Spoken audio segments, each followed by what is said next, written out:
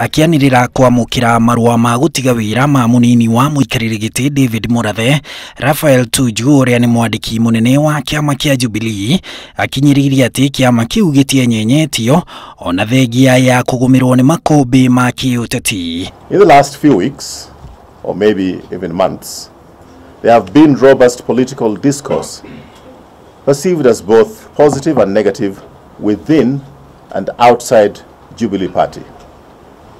That is part and parcel of politics anywhere in the world where people enjoy freedom of speech and expression. David Murathe niwe wiriga gututhura githagathago kiama-ini kiu akiuga gutire uiguithanirio wa kiama ati munini wa President William Ruto niwe ukayukia utongoria wa bururi thutha wa President Uhuru Kenyatta.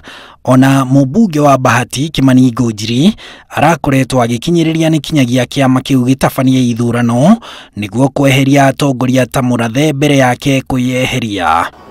We are not surprised to witness a lot of hangover of the ethnic-based political talk. It may take time and sacrifices for the paradigm to shift, but shift it must.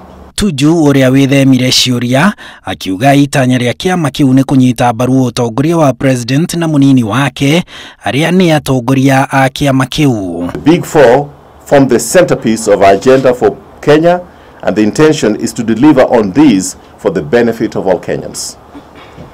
And we mean all Kenyans. Ngurani cia ica ikuhi gatagati-ini ka atongoria kiama kiu ni irathigitie gugiaturania. Kiama kia Jubilee kiugite ona mundu agwa ni acokaga kwihanda na ni ihinda ria kuririkana kioneki kiria mari na kio makianjiriria.